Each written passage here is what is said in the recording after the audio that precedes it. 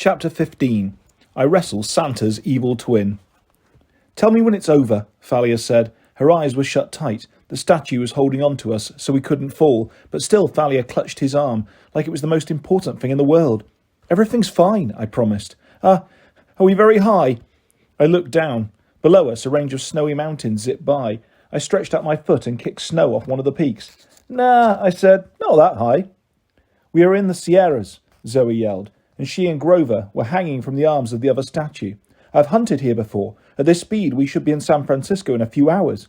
Hey, Frisco, our angel said. Yo, Chuck, we could visit those guys at the Mechanics' Monument again. They know how to party. Oh, man, the other angel said. I am so there. You guys have visited San Francisco? I asked. We automatons gotta have some fun once in a while, right?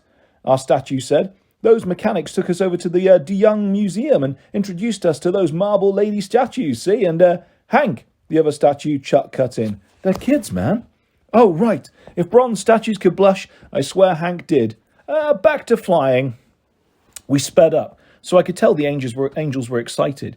The mountains fell away into hills, and then we were zipping along over farmland and towns and highways. Grover played the pipes to pass the time. Zoe got bored and started shooting arrows at random billboards as we flew by. Every time she saw a Target department store, and we passed dozens of them, she would peg the store's sign with a few bullseyes at 100 miles an hour. Thalia kept her eyes closed the whole way. She muttered to herself a lot, like she was praying. You did good back there, I told her. Zeus listened. It was hard to tell what she was thinking with her eyes closed. Maybe, she said. How did you get away from the skeletons in the generator room anyway? You said they cornered you. I told her about the weird mortal girl, Rachel Elizabeth Dare, who seemed to be able to see right through the mist. I thought Thalia was going to call me crazy, but she just nodded. Some mortals are like that, she said. Nobody knows why. Suddenly I flashed on something I'd never considered. My mum was like that. She had seen the Minotaur on Half-Blood Hill and known exactly what it was. She hadn't been surprised at all last year when I told her my friend Tyson was really a Cyclops. Maybe she'd known all along. No wonder she'd been so scared for me as I was growing up. She saw through the mist even better than I did. Well, the girl was annoying, I said, but I'm glad I didn't vaporize her. That would have been bad. Thalia nodded. Must be nice to be a regular mortal. She said that as if she'd been giving it a lot of thought. Where you guys want to land? Hank asked, waking me from a night of fitful sleep. I looked down and said, Whoa! I'd seen San Francisco in pictures before, but never in real life. It was probably the most beautiful city I'd ever seen, kind of like a smaller, cleaner Manhattan, if Manhattan had been surrounded by green hills and fog. There was a huge bay and ships, islands and sailboats, and the Golden Gate Bridge sticking up out of the fog. I felt like I should take a picture or something. Greetings from Frisco. Haven't died yet. Wish you were here.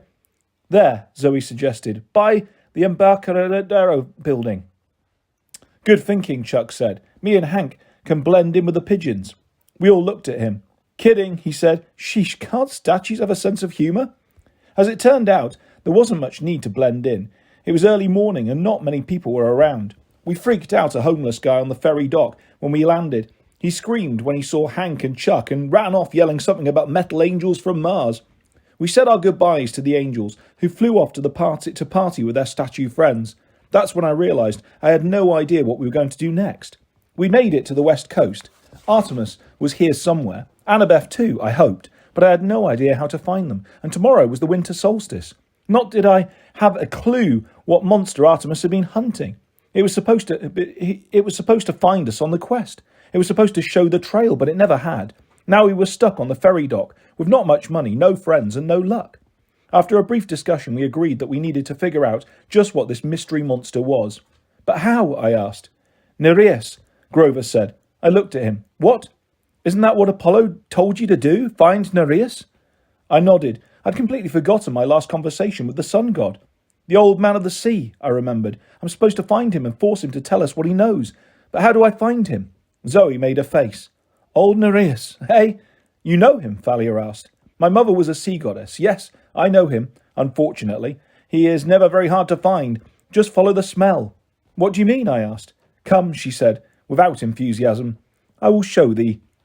I knew I was in trouble when we stopped at the Goodwell drop box. 5 minutes later, Zoe had me outfitted in a ragged flannel shirt and jeans, 3 sizes too big, bright red trainers and a floppy rainbow hat.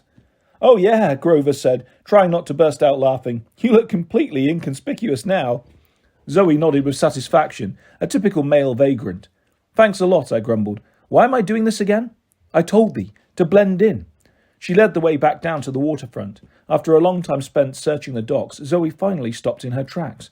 She pointed down a pier where a bunch of homeless guys were huddled together in blankets, waiting for the soup kitchen to open for lunch. "He will be down there somewhere," Zoe said. "He never travels very far from the water. He likes to sun himself during the day." "How do I know which one is him?" "Sneak up," she said. "Act homeless. You will know him. He will smell, different." "Great." I didn't want to ask for particulars. "And once I find him?" "Grab him," she said, "and hold on. He will try anything to get rid of thee. Whatever he does, do not let go. Force him to tell thee about the monster." "We've got your back," Thalia said. She picked something off the back of my shirt, a big clump of fuzz that came from who knows where. "Ew. On second thought, I don't want your back, but we'll be rooting for you." Grover gave me a big thumbs up.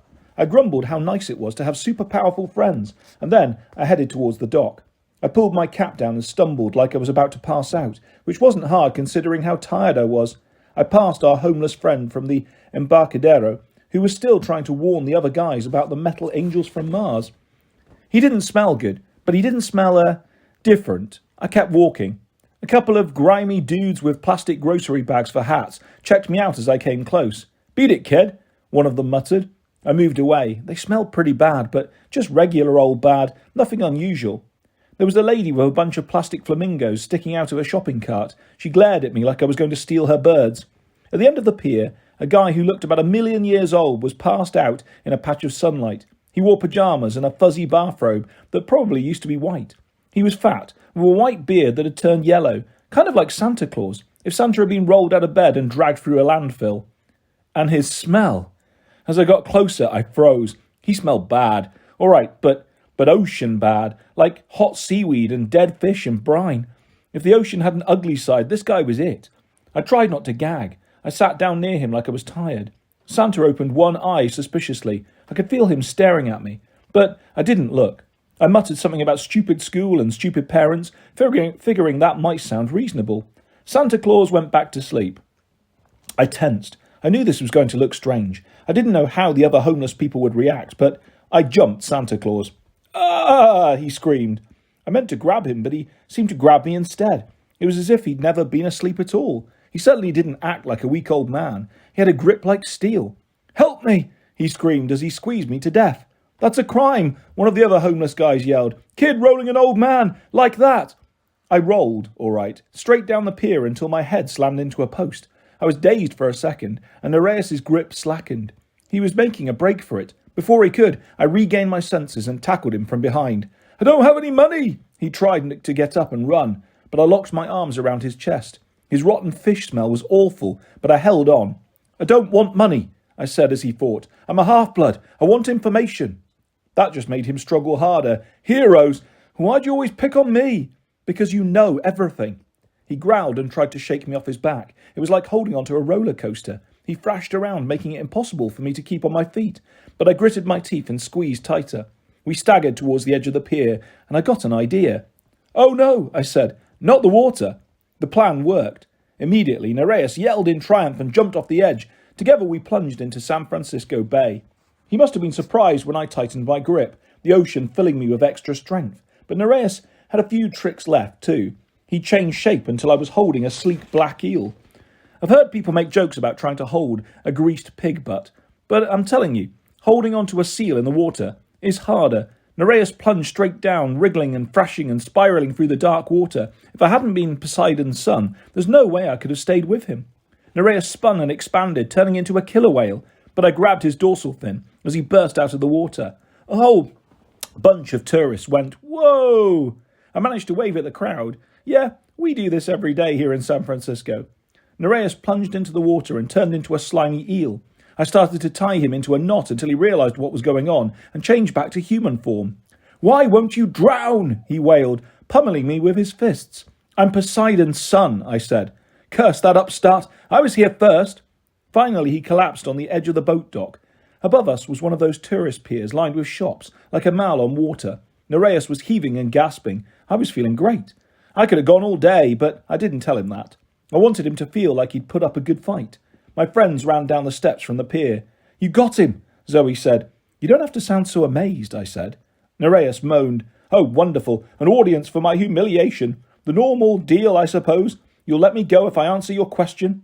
I've got more than one question, I said. Only one question per capture, that's the rule. I looked at my friends. This wasn't good. I needed to find Artemis, and I needed to figure out what the doomsday creature was. I also needed to know if Annabeth was still alive, and how to rescue her. How could I ask all that in one question? A voice inside me was screaming, ask about Annabeth. That's what I cared about most. But then I imagined what Annabeth might say. She would never forgive me if I saved her and didn't save Olympus. Zoe would want me to ask about Artemis, but Chiron had told us the monster was even more important. I sighed. All right, Nereus. Tell me where to find this terrible monster that could bring an end to the gods, the one Artemis was hunting. The old man of the sea smiled, showing off his mossy green teeth. Oh, that's too easy, he said evilly. He's right there. Nereus pointed to the water at my feet. Where? I said. The deal is complete, Nereus gloated. With a pop, he turned into a goldfish and did a backflip into the sea. You tricked me, I yelled. Wait, Phalia's eyes widened. What is that? Moo. I looked down, and there was my friend, the cow serpent, swimming next to the dock. She nudged my shoe and gave me the sad brown eyes. Ah, Bessie, I said, not now. Moo. Grover gasped. He says his name isn't Bessie. You can understand her. Him. Grover nodded. It's a very old form of animal speech, but he says his name is the Ophiutorus. The Ophi what?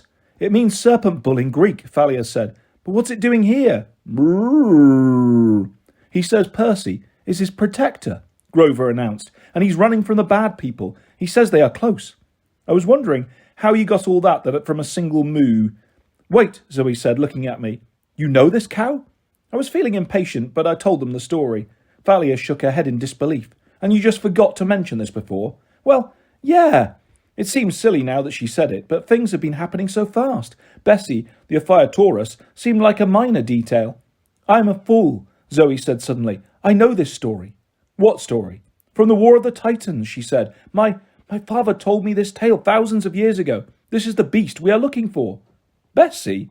I looked down at the bull serpent. But he's too cute. He couldn't destroy the world. That is how we were wrong, Zoe said. We've been anticipating a huge, dangerous monster. But the Ophiutorus does not bring down the gods that way. He must be sacrificed. Bessie lowed. I don't think he likes the S word, Grover said. I patted Bessie on the head, trying to calm him down. He let me scratch his ear, but he was trembling. How could anyone hurt him? I said. He's harmless. Zoe nodded. But there is the power in killing innocents. Terrible power. The fates ordained a prophecy eons ago, when this creature was born. They said that whoever killed the Ophiutorus and sacrificed its entrails to fire would have the power to destroy the gods. Grover said, maybe we could avoid talking about entrails too. Phalia stared at the cow serpent with wonder. The power to destroy the gods. How? I mean, what would happen? No one knows, Zoe said. The first time during the Titan War, the Ophiutorus was in fact slain by a giant ally of the Titans. But my father Zeus sent an eagle to snatch the entrails away before they could be tossed into the fire.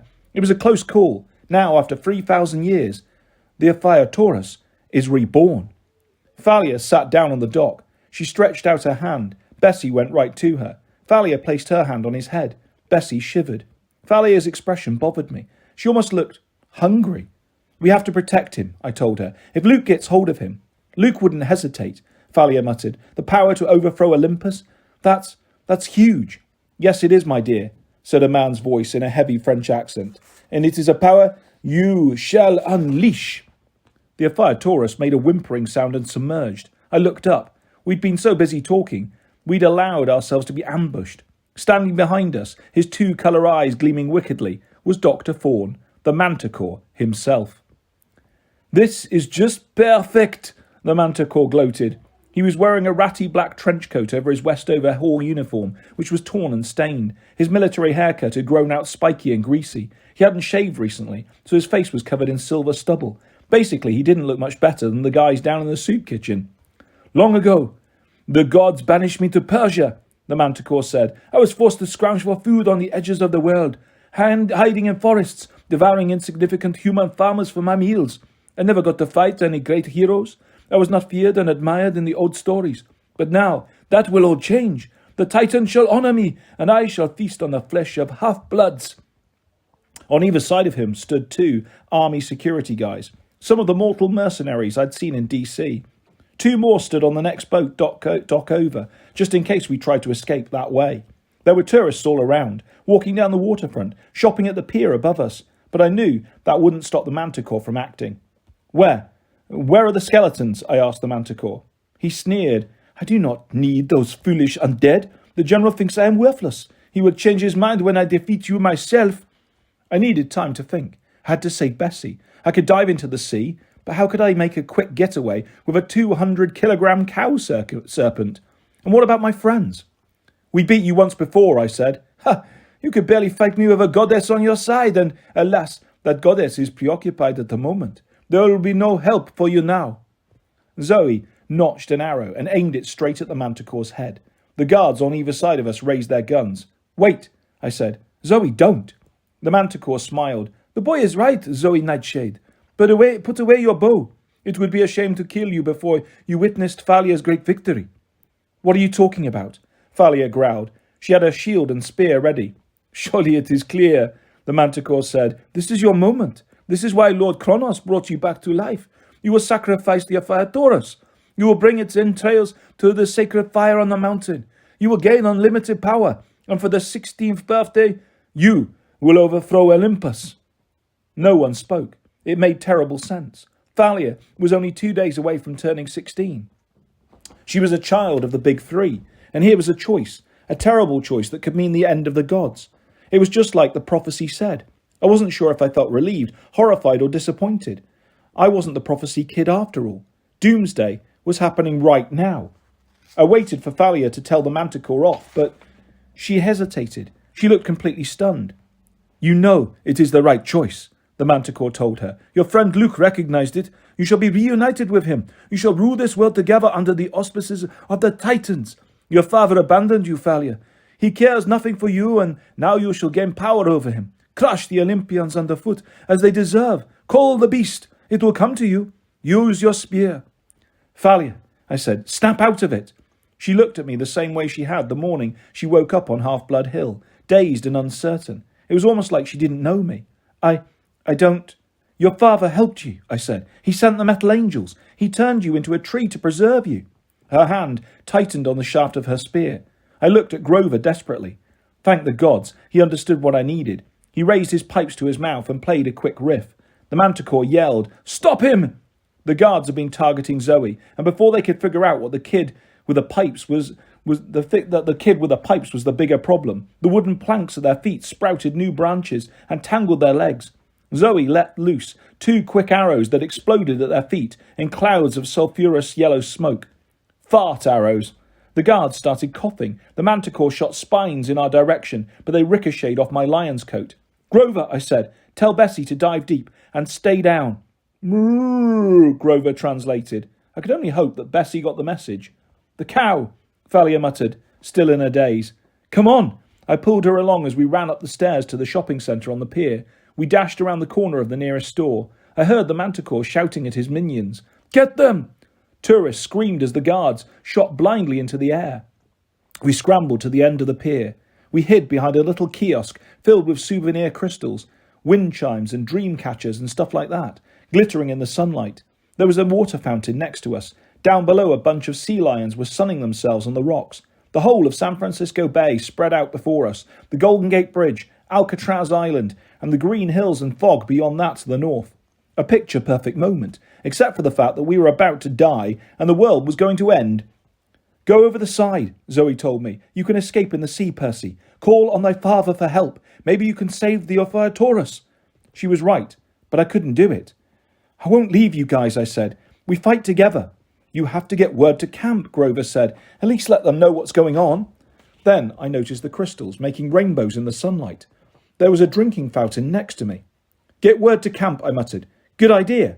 I uncapped Riptide and slashed off the top of the water fountain. Water burst out of the busted pipe and sprayed all over us. Thalia gasped as the water hit her. The fog seemed to clear from her eyes. "Are you crazy?" she asked. But Grover understood. He was already fishing around in his pockets for a coin. He threw a golden drachma into the rainbows created by the mist and yelled, "O goddess, accept my offering." The mist rippled. "Camp Half-Blood," I said. And there, shimmering in the mist right next to us, was the last person I wanted to see, Mr. D, wearing his leopard skin jogging suit and rummaging through the refrigerator. He looked up lazily. "Do you mind?" "Where's Chiron?" I shouted. "How rude." Mr. D took a swig from a jug of grape juice. "Is that how you say hello?" "Hello," I amended. "We're about to die. Where's Chiron?" Mr. D considered that. I wanted to scream at him to hurry up, but I knew that wouldn't work. Behind us, footsteps and shouting. The Manticore's troops were closing in.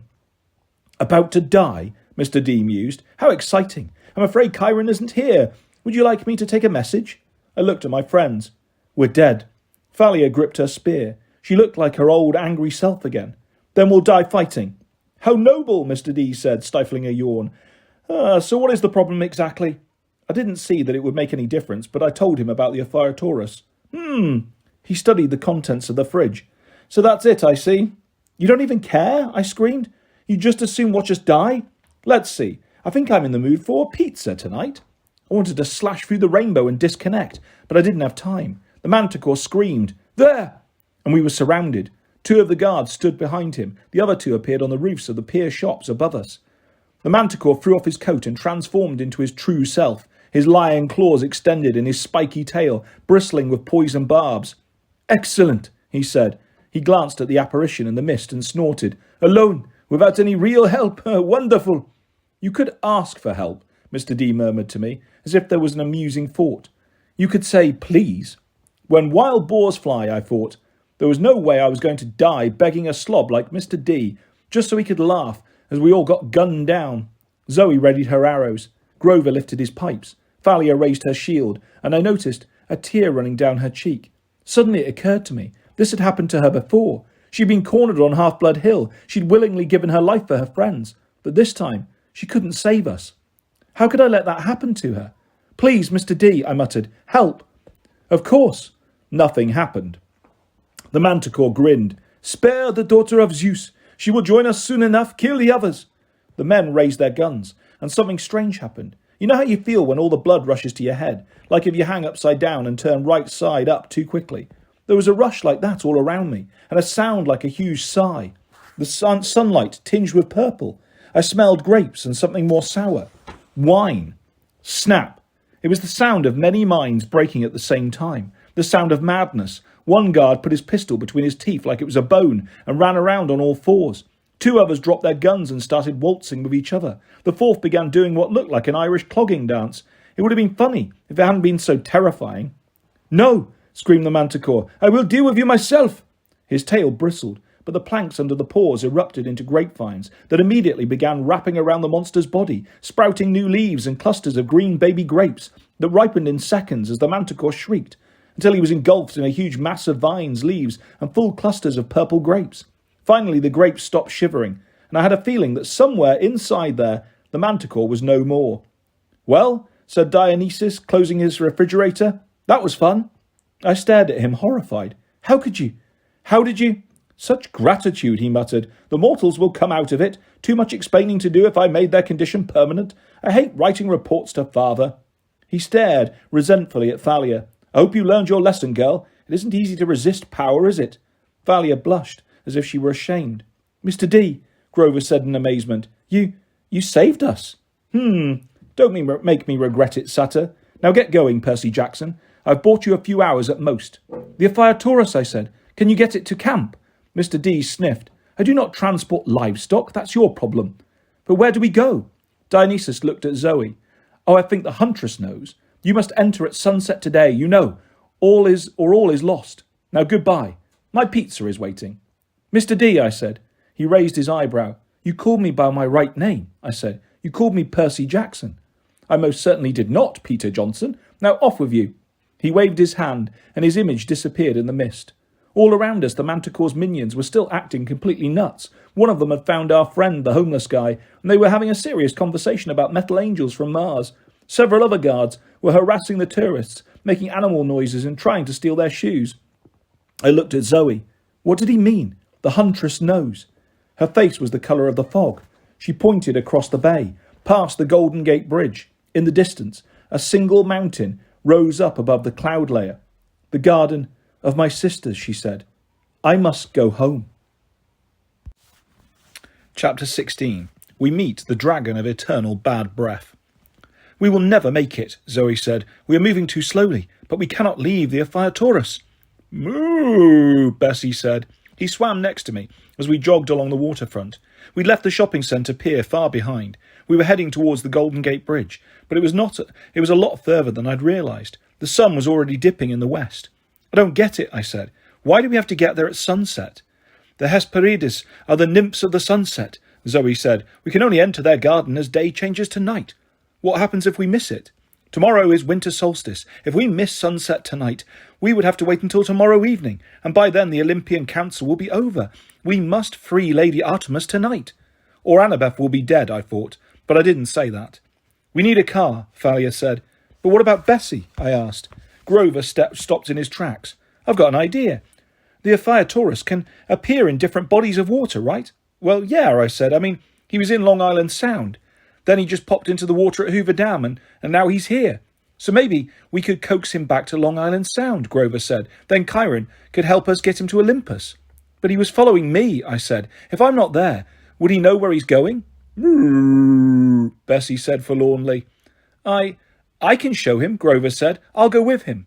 I stared at him. Grover was no fan of the water. He'd almost drowned last summer in the Sea of Monsters, and he couldn't swim very well with his goat hooves. I'm the only one who can talk to him, Grover said. It makes sense. He bent down and said something in Bessie's ear. Bessie shivered and then made a contented lowing sound. The blessing of the wild, Grover said. That should help with safe passage. Percy, pray to your dad too. See if he will grant us safe passage through the seas. I didn't understand how they could possibly swim back to Long Island from California.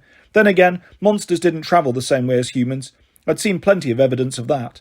I tried to concentrate on the waves, the smell of the ocean, the sound of the tide. Dad, I said, help us. Get the Ephiaurus and Grover safely to camp. Protect them at sea. A prayer like that needs a sacrifice, Thalia said. Something big. I thought for a second, and then I took off my coat. Percy, Grover said, are you sure? That lion skin, that's really helpful. Hercules used it. As soon as he said that, I realised something. I glanced at Zoe, who was watching me carefully. I realised I did know who Zoe Hero had been. The one who'd ruined her life, got her kicked out of the family, and never ever even mentioned how she'd helped him. Hercules, a hero I had admired all my life. If I'm going to survive, I said, it won't be because I've got a lion skin cloak. I'm not Hercules. I threw the coat into the bay. It turned back into a golden lion skin, flashing in the light, and then, as it began to sink beneath the waves, it seemed to dissolve into sunlight on the water. The sea breeze picked up. Grover took a deep breath. Well, no time to lose. He jumped in the water and immediately began to sink. Bessie glided next to him and let Grover take hold of his neck. Be careful, I told them. We will, Grover said. Okay, Bessie, we're going to Long Island. It's east, over that way. Bessie said. Yes, Grover answered. Long Island. It's this island, and it's long. Oh, let's just start. Bessie lurched forward. He started to submerge, and Grover said, I can't breathe underwater. Just what I'd mentioned. Gloop, gloop. Under they went, and I hoped my father's protection would extend to little things like breathing. Well, that is one problem addressed, Zoe said. But how can we get to my sister's garden? Thalia's right, I said. We need a car, but there's nobody to help us here, unless we borrowed one. I didn't like that option. I mean, sure, this was a life or death situation, but still, it was stealing, and it was bound to get us noticed. Wait, Thalia said. She started rifling through her backpack. There is somebody in San Francisco who can help us. I've got the address here somewhere. Who? I asked. Thalia pulled out a crumpled piece of notebook paper and held it up. Professor Chase.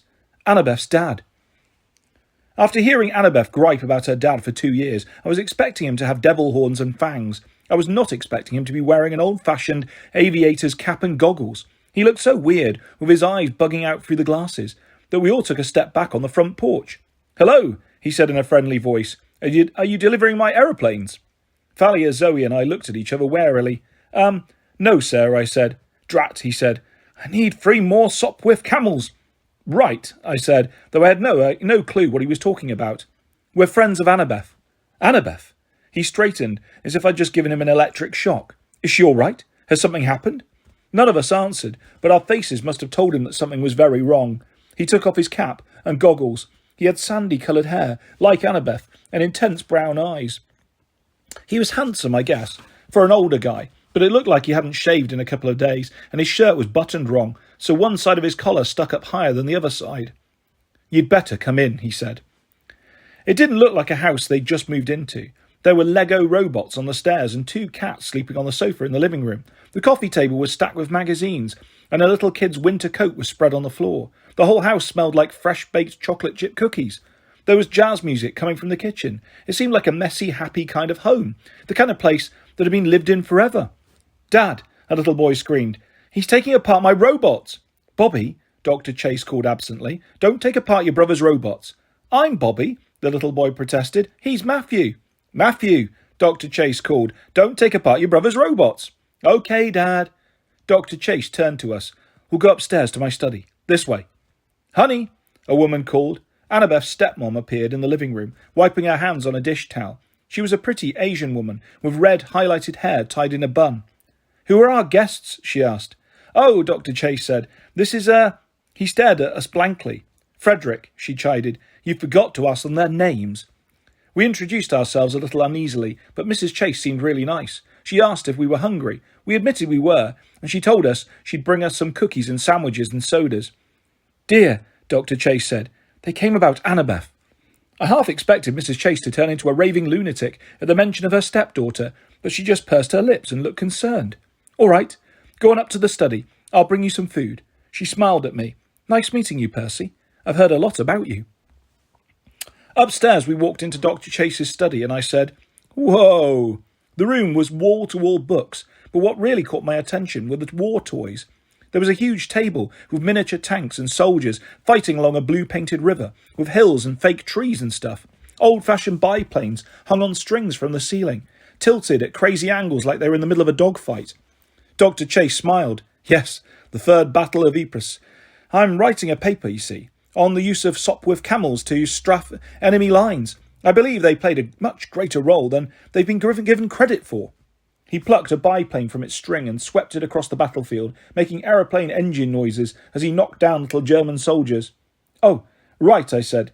I knew Annabeth's dad was a professor of military history. She'd never mentioned he played with toy soldiers. Zoe came over and studied the battlefield. The German lines were further from the river. Dr. Chase stared at her. How do you know that?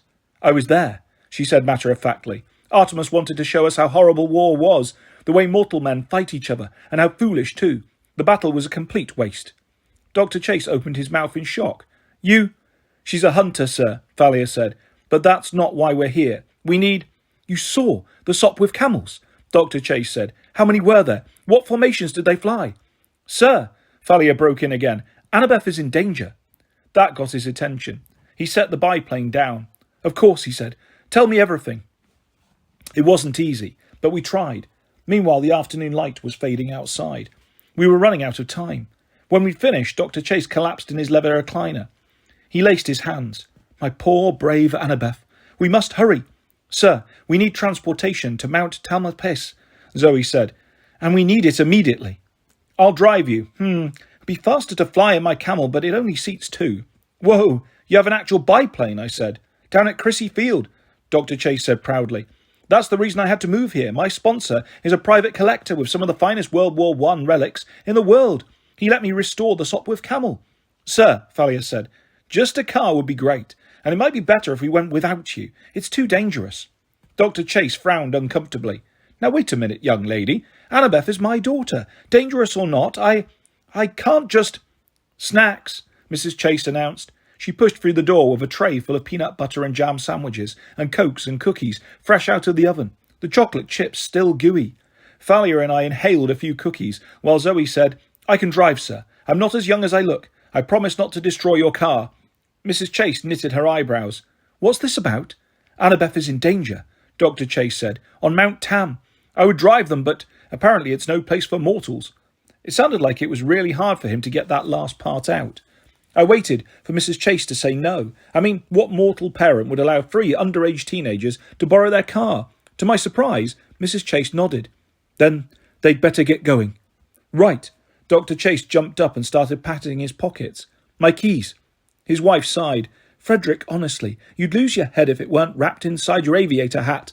The keys are hanging on the peg by the front door. Right, Dr. Chase said. Zoe grabbed a sandwich. Thank you both. We should go. Now. We hustled out of the door and down the stairs. The Chases right behind us. Percy, Mrs. Chase called as I was leaving. Tell Annabeth. Tell her she still has a home here, will you? Remind her of that. I took one last look at the messy living room. Annabeth's half-brothers spilling Legos and arguing. The smell of cookies filling the air. Not a bad place, I thought. I'll tell her, I promised. We ran out of the yellow VW convertible, parked in the driveway. The sun was going down. I figured we had less than an hour to save Annabeth. Can't this thing go any faster? Thalia demanded. Zoe glared at her. I cannot control traffic. You both sound like my mother, I said. Shut up, they said in unison. Zoe weaved in and out of traffic on the Golden Gate Bridge. The sun was sinking on the horizon when we finally got into Marin County and exited the highway. The roads were insanely narrow, winding through forests and up the sides of hills, round the edges of steep ravines. Zoe didn't slow down at all. Why does everything smell like cough drops? I asked. Eucalyptus. Zoe pointed to the huge trees all around us. The stuff koala bears eat. And monsters, she said. They love chewing the leaves, especially dragons. Dragons chew eucalyptus leaves. Believe me, Zoe said, if you had dragon breath, you would chew eucalyptus too. I didn't question her, but I did keep my eyes peeled as we drove. Ahead of us loomed Mount Tamalpais. I guess, in terms of mountains, it was a small one, but it looked plenty huge as we were driving towards it. So that's the Mountain of Despair, I asked. Yes, Zoe said tightly. Why do they call it that? She was silent for almost a mile before answering. After the war between the Titans and the gods, many of the Titans were punished and imprisoned. Kronos was sliced to pieces and thrown into Tartarus. Kronos' right-hand man, the general of his forces, was imprisoned up there, on the summit, just beyond the garden of the Hesperides. The general, I said. Clouds seemed to be swirling round its peak, as though the mountain were drawing them in, spinning them like a top. What's going on up there? A storm? Zoe didn't answer. I got the feeling she knew exactly what the clouds meant, and she didn't like it. We have to concentrate, Thalia said. The mist is really strong here. The magical kind or the natural kind, I asked. Both. The grey clouds swirled even thicker over the mountain, and we kept driving straight towards them. We were out of the forest now, into wide open spaces of cliffs and grass and rocks and fog. I happened to glance down at the ocean as we passed a scenic curve, and I saw something that made me jump out of my seat. Look! But we turned a corner and the ocean disappeared behind the hills. What? Thalia asked. A big white ship, I said, docked near the beach. It looked like a cruise ship. Her eyes widened. Luke's ship? I wanted to say I wasn't sure. It might be a coincidence, but I knew better. The Princess Andromeda, Luke's demon cruise ship, was docked at the beach. That's why he'd sent his ship all the way down to the Panama Canal. It was the only way to sail it from the east coast to California. We will have company then, Zoe said grimly. Kronos' army. I was about to answer when suddenly the hairs on the back of my neck stood up. Thalia shouted, Stop the car! Now! Zoe must have sensed something was wrong, because she slammed on the brakes without question. The yellow VW spun twice before coming to a stop at the edge of the cliff. Out! Thalia opened the door and pushed me hard. We both rolled onto the pavement. The next second, boom! Lightning flashed, and Dr. Chase's Volkswagen erupted like a canary yellow grenade. I probably would have been killed by shrapnel except for Thalia's shield, which appeared over me. I heard a sound like metal rain, and when I opened my eyes, we were surrounded by wreckage. One of the VW's doors had impaled itself in the street. The smoking bonnet was spinning in circles. Pieces of yellow metal were strewn across the road. I swallowed the taste of smoke out of my mouth and looked at Thalia. You saved my life. One shall perish by a parent's hand, she muttered. Curse him. He would destroy me. Me! It took me a second to realise she was talking about her dad. Oh, hey, that couldn't have been Zeus's lightning bolt. No way. Whose then? Thalia demanded. I don't know. Zoe said Kronos' name. Maybe he... Thalia shook her head, looking angry and stunned. No, that wasn't it. Wait, I said. Where's Zoe? Zoe? We both got up and ran round the blasted VW. Nothing inside, nothing either direction down the road. I looked down the cliff. No sign of her. "Zoe!" I shouted. Then she was standing right next to me, pulling me by my arm. "Silence, fool! Do you want to wake Riordan?" "You mean we're here?" "Very close," she said. "Follow me." Sheets of fog were drifting right across the road. Zoe stepped into one of them, and when the fog passed, she was no longer there. Thalia and I looked at each other.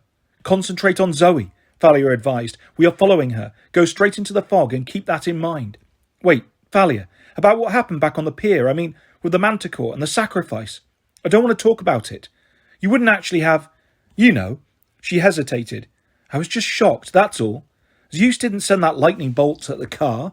It was Kronos. He's trying to manipulate you, make you angry at your dad." She took a deep breath. "Percy, I know you're trying to make me feel better, thanks, but come on, we need to go." She stepped into the fog, into the mist, and I followed. When the fog cleared, I was still on the side of the mountain, but the road was dirt. The grass was thicker. The sunset made a blood-red slash across the sky, across the sea. The summit of the mountain seemed closer now, swirling with storm clouds and raw power. There was only one path to the top, directly in front of us, and it led through a lush meadow of shadows and flowers, the garden of twilight, just like I'd seen in my dream. If it hadn't been for the enormous dragon, the garden would have been the most beautiful place I'd ever seen. The grass shimmered with silvery evening light, and the flowers were such brilliant colours they almost glowed in the dark. Stepping stones of polished black marble led round either side of the 5-story apple tree, even every bough glittering with golden apples. And I don't mean yellow golden apples, like in the grocery store. I mean real golden apples. I can't describe why they were so appealing, but as soon as I smelled their fragrance, I knew that one bite would be the most delicious thing I'd ever tasted. "The apples of immortality," Thalia said. "Hera's wedding gift from Zeus." I wanted to step right up and pluck one, except for the dragon coiled around the tree. Now, I don't know what you think of when I say dragon. Whatever it is, it's not scary enough. The serpent's body was as thick as a booster rocket, glinting with coppery scales. It had more heads than I could count, as if 100 deadly pythons had been fused together. It appeared to be asleep. The heads lay curled in a big spaghetti-like mound on the grass, all the eyes closed. Then the shadows in front of us began to move. There was a beautiful, eerie singing, like voices from the bottom of a well. I reached for Riptide, but Zoe stopped my hand. 4 figures shimmered into existence. 4 young women who looked very much like Zoe. They all wore white Greek chitons. Their skin was like caramel. Silky black hair tumbled loose around their shoulders. It was strange, but I'd never realised how beautiful Zoe was until I saw her siblings, the Hesperides. They looked just like Zoe, gorgeous and probably very dangerous. "Sisters," Zoe said. "We do not see any sister," one of the girls said coldly. "We see 2 half-bloods and a hunter, all of whom shall soon die." "You've got it wrong," I stepped forward. "Nobody is going to die." The girls studied me. They had eyes like volcanic rock, glassy and completely black. "Perseus Jackson," one of them said. "Yes," mused another. "I do not see why he is a threat." "Who said I was a threat?" The first Hesperid glanced behind her, towards the top of the mountain. "They fear thee. They are unhappy that this one has not yet killed thee." She pointed at Thalia. "Tempting sometimes," Thalia admitted, "but no thanks. He's my friend." "There are no friends here, daughter of Zeus," the girl said. "Only enemies. Go back." "Not without Annabeth," Thalia said. "And Artemis," Zoe said. "We must approach the mountain." "You know he will kill thee," the girl said. "You are no match for him." "Artemis must be freed," Zoe insisted. "Let us pass." The girl shook her head. "You have no rights here any more. We have only to raise our voices and Riordan will wake." "He will not hurt me," Zoe said. "No? And what about thy so-called friends?" Then Zoe did the last thing I expected. She shouted, "Riordan, wake!" The dragon stirred, glittering like a mountain of pennies. The Hesperides yelped and scattered. The lead girl said to Zoe, "Are you mad?" "You never had any courage, sister," Zoe said. "That is thy problem." The dragon Riordan was writhing now, 100 heads whipping around, tongues flickering and tasting the air. Zoe took a step forward, her arms raised. "Zoe, don't," Thalia said. "You're not a Hesperid anymore. He'll kill you." "Riordan is trained to protect the tree," Zoe said. "Skirt round the edges of the garden. Go up the mountain. As long as I am a bigger threat, he should ignore thee." "Should," I said. Not exactly reassuring. It is the only way, she said. Even the three of us together cannot fight him. Riordan opened his mouths. The sound of 100 heads hissing at once sent a shiver down my spine, and that was before his breath hit me. The smell was like acid. It made my eyes burn, my skin crawl, and my hair stand on end. I remembered the time a rat had died inside our apartment wall in New York in the middle of the summer. This stench was like that, except 100 times stronger and mixed with the smell of chewed eucalyptus. I promised myself right then that I would never ask a school nurse for another cough drop. I wanted to draw my sword, but then I remembered my dream of Zoe and Hercules, and how Hercules had failed in a head-on assault. I decided to trust Zoe's judgment. Thalia went left. I went right. Zoe walked straight towards the monster. "It's me, my little dragon," Zoe said. "Zoe has come back." Riordan shifted forward and then back. Some of the mouths closed. Some kept hissing. Dragon confusion. Meanwhile, the Hesperides shimmered and turned into shadows. The voice of the eldest whispered, "Fool!" "I used to feed thee by hand," Zoe continued, speaking in a soothing voice as she stepped towards the golden tree. "Do you still like lamb's meat?" The dragon's eyes glinted. Thalia and I were about halfway round the garden. Ahead, I could see a single rocky trail leading up to the bleak peak of the mountain.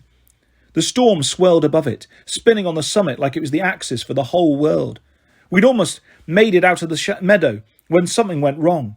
I felt the dragon's mood shift. Maybe Zoe got too close. Maybe the dragon realised he was hungry. Whatever the reason, he lunged at Zoe. 2,000 years of training kept her alive. She dodged one set of slashing fangs and tumbled under another, weaving through the dragon's heads as she ran in our direction, gagging from the monster's horrible breath. I drew, Riptide, to help. "No," Zoe panted. "Run!" The dragon snapped at her side and Zoe cried out. Thalia uncovered Aegis, and the dragon hissed in pain. In his moment of indecision, Zoe sprinted past us up the mountain, and we followed. The dragon didn't try to pursue. He hissed and stomped the ground, but I guess he was well trained to guard that tree. He wasn't going to be lured off, even by the tasty prospect of eating some heroes. We ran up the mountain as the Hesperides resumed their song in the shadows behind us. The music didn't sound so beautiful to me now, more like the soundtrack for a funeral. At the top of the mountain were ruins, blocks of black granite and marble as big as houses, broken columns, statues of bronze that looked as though they'd been half melted. "The ruins of Mount Ophrys," Thalia whispered in awe. "Yes," Zoe said. "It was not here before. This is bad." "What's Mount Ophrys?" I asked, feeling like a fool as usual. "The mountain fortress of the Titans," Zoe said. "In the First War, Olympus and Ophrys were the two rival capitals of the world. Ophrys was... well..." She winced and held her side. "You're hurt," I said. "Let me see." "No, it is nothing. I was saying, in the First War, Ophrys was blasted to pieces. But how is it here?" Thalia looked around cautiously as we picked our way through the rubble, past blocks of marble and broken archways. "It moves in the same way that Olympus moves. It always exists on the edge of civilization, but the fact that it is here, on this mountain, is not good." "Why?" "This is Atlas's mountain," Zoe said. "Where he holds..." She froze. Her voice was ragged with despair. "Where he used to hold up the sky." We had reached the summit. A few metres ahead of us, grey clouds swirled in a heavy vortex, making a funnel cloud that almost touched the mountain top, but instead rested on the shoulders of a 12-year-old girl with auburn hair and a tattered silvery dress. Artemis, her legs bound to the rock with celestial bronze chains. This is what I had seen in my dream. It hadn't been a cavern roof that Artemis was forced to hold. It was the roof of the world. "My lady!" Zoe rushed forward, but Artemis said, "Stop! It is a trap! You must leave now!" Her voice was strained. She was drenched in sweat. I had never seen a goddess in pain before, but the weight of the sky was clearly too much for Artemis.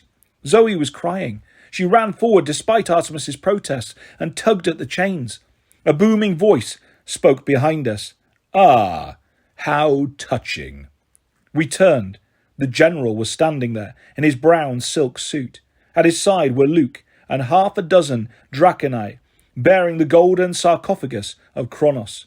Annabeth stood at Luke's side. She had her hands cuffed behind her back, a gag in her mouth, and Luke was holding the point of his sword to her throat. I met her eyes, trying to ask her 1,000 questions. There was just one message she was sending me, though. "Run." "Luke," Thalia snarled, "let her go." Luke's smile was weak and pale. He looked even worse than he had 3 days ago in DC. That is the General's decision, Thalia. But it's good to see you again. Thalia spat at him. The General chuckled. So much for old friends. And you, Zoe? It's been a long time. How is my little traitor? I will enjoy killing you. Do not respond, Artemis groaned. Do not challenge him. Wait a second, I said. You're Atlas? The General glanced at me. So even the stupidest of heroes can finally figure something out. Yes, I am Atlas, the General of the Titans, and terror of the gods. Congratulations. I will kill you presently, as soon as I deal with this wretched girl. You're not going to hurt Zoe, I said. I won't let you. The General sneered. You have no right to interfere, little hero. This is a family matter. I frowned. A family matter? Yes, Zoe said weakly. Atlas is my father.